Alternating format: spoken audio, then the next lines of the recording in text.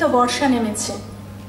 বর্ষা বিরক্তিকর হয়ে ওঠার আগেই বর্ষাকে নিয়ে একটু স্মৃতিমেদুরতা, একটু নস্টালজিক হওয়া যাক।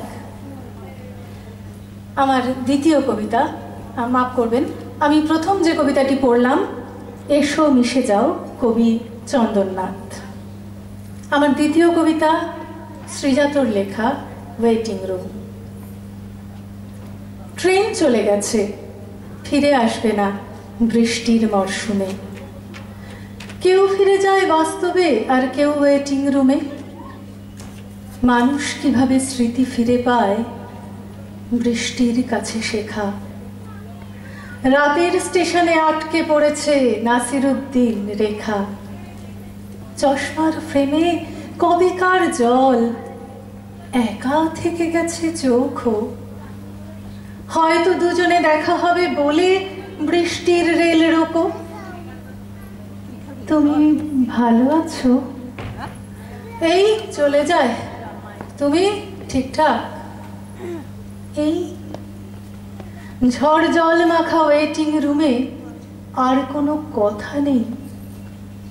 পুরনো দিনের সাদা কালো ছবি পড়ে থাকে ভেঙে চুরে।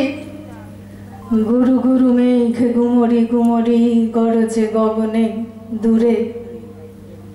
কাছে থাকে শুধু ওয়েটিং রুম, রাত্রির দিয়ে ঘেরা। জীবন মানে তো সময়ের কাছে ইজাজত চেয়ে ফেরা। ভোর হলে ট্রেন স্টেশনে ঢুকবে, খুলে দেখে নিও মুঠো। বৃষ্টির তোড়ে এক হয়ে গেছে আলাদা ঠিকানা দুটো। বাকি থাকে শুধু টুকটাক কথা, বাকি থাকে চিঠি লেখা। স্টেশনেরা থাকে, দূরে চলে যায় নাসিরুদ্দিন রেখা। দশম শ্রেণীতে পড়তে প্রথম দেখেছিলাম এই ফিল্ম ইজাজত। আজ বেশ বুঝতে পারি যে সম্পর্কে ভাঙনের একটা অত্যন্ত পরিশীলিত প্রদর্শন দেখেছিলাম সেদিন। আর দেখেছিলাম সব ভাঙন ভেঙে দিয়ে যায় না, মানুষকে পরিণত করে গড়েও কোথাও। আমার পরবর্তী কবিতা ভাঙা, কবি অজিত বাইরি। আবহাওয়ার